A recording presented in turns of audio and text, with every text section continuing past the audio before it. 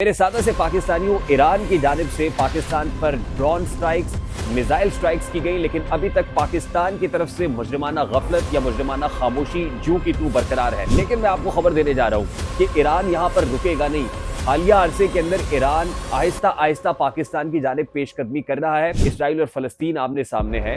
पूरे खित्ते के अंदर जो है वो एक टेंशन है, तो उसमें पाकिस्तान को भी धकेला जा रहा है और सोची समझी प्लानिंग के तहत खित्ते के अंदर तनाव बढ़ाया जा रहा है। अस्सलाम वालेकुम मेरे सादा से पाकिस्तानियों, मेरा नाम रेहान तारिक है और आप मेरा यूट्यूब चैनल और फेसबुक पेज देख रहे हैं। करोड़ हा दुरूद आकाए दो जहां नबी मेहरबा मोहम्मद मुस्तफ़ा सल्लल्लाहु अलैहि वसल्लम पर।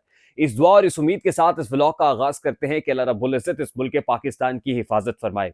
मेरे सादा से पाकिस्तानियों, ईरान की जानिब से पाकिस्तान पर ड्रोन स्ट्राइक्स, मिसाइल स्ट्राइक्स की गई, लेकिन अभी तक पाकिस्तान की तरफ से मुजरिमाना गफलत या मुजरिमाना खामोशी जूं की तू बरकरार है। दफ्तर खारजा की जानिब से एक हॉलो प्रेस ब्रीफिंग तो जारी कर दी गई, एक प्रेस रिलीज इशू कर दी गई। खोखले नारों, खोखले दावों पर मजम्मती बयानात को लेकर कहा गया कि ईरानी नाज़िमुल उमूर को दफ्तर खारजा तलब किया गया है, एहतजाज रिकॉर्ड करा दिया गया है। लेकिन मैं आपको खबर देने जा रहा हूं कि ईरान यहां पर रुकेगा नहीं। हालिया अरसे के अंदर ईरान आहिस्ता आहिस्ता पाकिस्तान की जानिब पेशकदमी कर रहा है और आने वाले दिनों में ये पेशकदमी मजीद बढ़ती हुई महसूस हो रही है। लेकिन क्या वजह है कि पाकिस्तान की तरफ से कोई स्ट्रॉन्ग रिटेलिएशन नहीं हो रही है? पाकिस्तान की तरफ से ईंट का जवाब पत्थर से क्यों नहीं दिया जा रहा? क्या पाकिस्तान यहां कोई पुलवामा जैसा सरप्राइज देने की पोजीशन में है या नहीं है? इंडिया के साथ तो पुलवामा का सरप्राइज हो गया था, फैंटास्टिक टी के नारे भी हमने सुने, पाकिस्तान एयरफोर्स भी हरकत में आई। लेकिन यहां पाकिस्तान की फजाई हुदूद को ब्रीच किया जाता है। फजाई हुदूद को पार करके ईरान आके हमारे सूबा बलूचिस्तान के अंदर पिंजगोर में धमाके करता है, सिविलियन आबादी को निशाना बनाता है, बच्चे जाँ भाग हो जाते हैं, हमारे सिविलियंस जान से जाते हैं और मुजरिमाना खामोशी और गफलत समझ से बालातर है। और फिर एक सवाल भी पर्दा फिक्र के ऊपर जगमगाता है कि क्या शोबा ताल्लुकात आमा, पाक फौज की शोबा ताल्लुकात आमा यानी ISPR की तरफ से को प्रेस ब्रीफिंग आएगी या नहीं आएगी?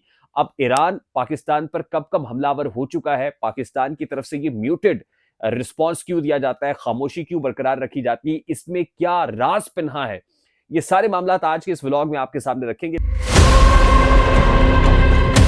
लेकिन उससे पहले इंतहाई अदब से आपसे रिक्वेस्ट करते हैं कि अगर आपने हमारा चैनल सब्सक्राइब नहीं किया तो चैनल को सब्सक्राइब कर लें। अगर ये वीडियो पसंद आए तो लाइक और शेयर करना इसलिए जरूरी है कि हमारा मैसेज मैसेज तक पहुंच सके, और अगर बेल आइकन प्रेस करेंगे तो ऐसी बहुत सारी वीडियोस आपकी निगाह से गुजरती रहेंगी। अब हालिया तनाजुर में जो कुछ हुआ है, जनरल आसिम मुनीर के दौरे अमरीका में इंतहाई अहमियत का हामिल जो दौरा अमरीका है, उसमें भी कुछ इंपॉर्टेंट डेवलपमेंट्स हुई हैं। फिर दौरा बहरीन हुआ, यानी आलमी सतह के ऊपर जो एक नई सफबंदी हो रही है, जो स्ट्रेटेजिक मामलात हैं। खासतौर पे मैंने आपको पहले भी बताया था कि बाइडेन इस वक्त बहुत ही अनपॉपुलर हो रहा है अमेरिका के अंदर। डोनाल्ड ट्रंप की पॉपुलैरिटी बढ़ती चली जा रही है और बाइडेन इस वक्त फ्रस्ट्रेशन के अंदर कुछ भी करने का इरादा रखता है। और इस वक्त जो खलीजी ममालिक आपस में दस्तगोरेबा दिखाई दे रहे हैं, इस वक्त खलीज के अंदर खास तौर पे जो आपको इस वक्त एक जंग की सूरत हाल नजर आ रही है। इसराइल और फलस्तीन आमने सामने है।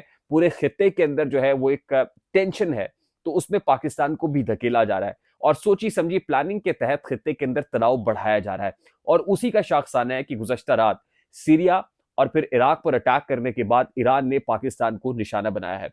मेरे सादा से पाकिस्तानियों, पाकिस्तान ईरान को आहिस्ता आहिस्ता यानी ईरान पाकिस्तान को आहिस्ता आहिस्ता इस जंग के अंदर धकेलने की कोशिश कर रहा है। मिलिटेंट्स को मारने का यानी बहाना करके कि मिलिटेंट ग्रुप्स को अटैक किया गया है, पाकिस्तान के ऊपर एक जंग मुसल्लत की जा रही है। 2013 की अगर बात की जाए तो 2013 में ईरान ने ड्रोन स्ट्राइक्स जो है वो कैरी आउट की थी पाकिस्तान के अंदर, और फिर उसमें भी यही कहा था कि मिलिटेंट ग्रुप्स को अटैक करना मकसूद था।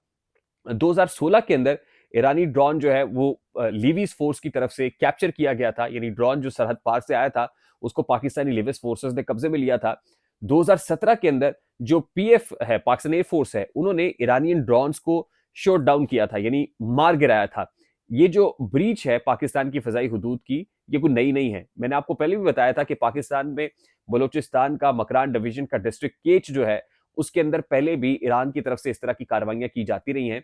और खास तौर पे ईरानियन जो ट्रूप्स है वो बॉर्डर पार करके मिलिटेंट्स को पकड़ने के लिए पाकिस्तानी बॉर्डर क्रॉस करके भी कई दफा घुस आती हैं। इसलिए ये कोई पहला वाकया नहीं है। मल्टीपल टाइम्स इस तरह ईरानियन फोर्सेस पाकिस्तान के बॉर्डर को क्रॉस करके मिलिटेंट्स को और अपने मतलूबा अफराद को गिरफ्तार करके अपने पास ले जा चुकी हैं। और पाकिस्तान का जो रिस्पॉन्स है हमेशा से वो बड़ा ही म्यूटेड रहा है। वो 2013 हो, 2016 2016 हो या 2017 हो।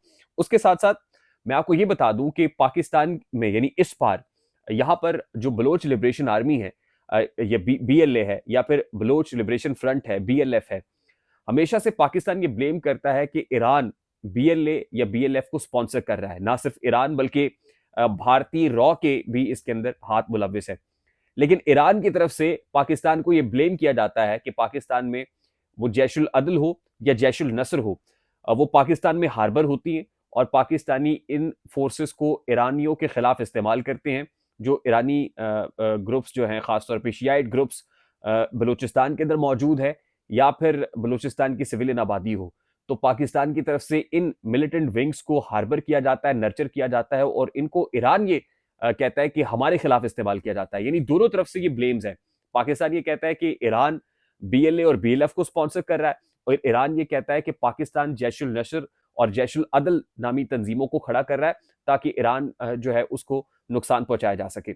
अब ये दोनों तरफ से जो एक्सचेंज ऑफ वर्ड्स है होते रहते हैं, लेकिन इसके बावजूद जो बायलैटरल टाइज हैं, दो तरफा ताल्लुकात है दोनों ममालिक के जिस तरह के हैं उसी तरह से जारी रहते हैं।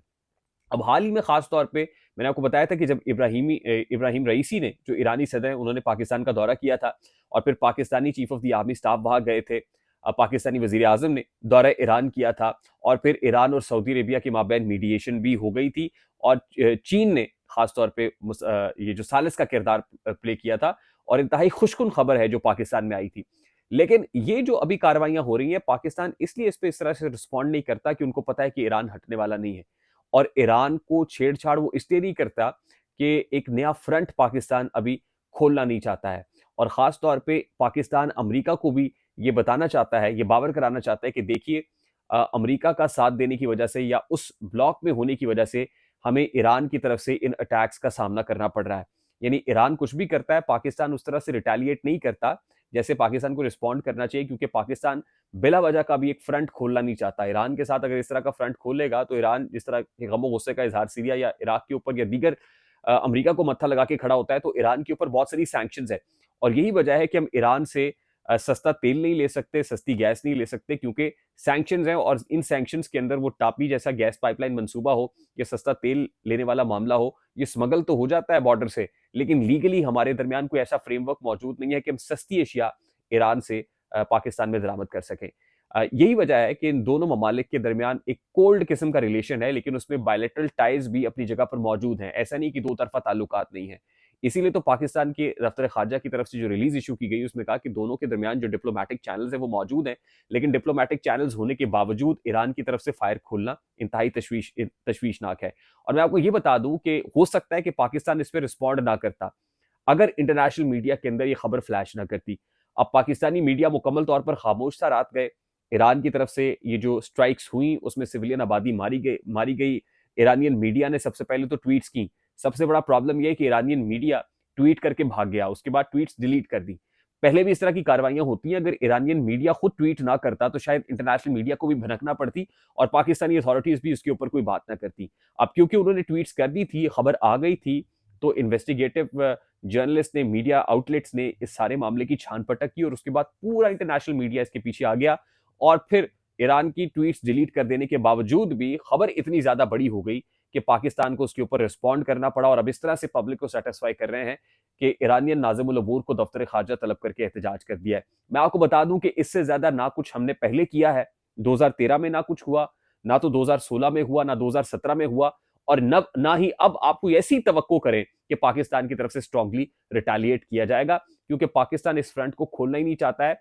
और आप समझ लीजिए कि ये भी एक स्ट्रेटेजिक मूव है पाकिस्तान का कि अब से पहले भी ये सब कुछ होता रहा और अब भी ये हो रहा है और हो सकता है कि आने वाले दिनों में भी इस तरह की कार्रवाइयां अक्रॉस द बॉर्डर होती रहें। लेकिन अब ये बताया जा रहा है कि कोई इंतहाई ये कोई गैर मामूली किस्म की या जंग का माहौल इस वक्त पाकिस्तान ईरान के साथ पैदा करने की पोजीशन में नहीं है, मुतहम्मिल नहीं हो सकता है। ये स्टैट्स हमने आपके सामने रखे हैं, इसलिए रखे हैं ताकि आपको इस वाकये की जो हकाइक हैं, अब क्या हो रहा है और इससे पहले क्या होता रहा है, उससे मुतनब्बे किया जा सके और ये बताया जा सके कि अब पाकिस्तान की तरफ से जो रिस्पॉन्स आप एक्सपेक्ट कर रहे हैं, ऐसा रिस्पॉन्स आने का नहीं है। अगर ये वीडियो आपको पसंद आए तो लाइक और शेयर करना मत भूलिएगा। अगर आप हमारे चैनल को सब्सक्राइब करेंगे तो ऐसी बहुत सारी वीडियोस बर वक्त आप तक पहुंचती रहेंगी। मुझे रेहान तारिक को इजाजत दीजिए, अपना बहुत सारा ख्याल रखिएगा। अस्सलाम वालेकुम।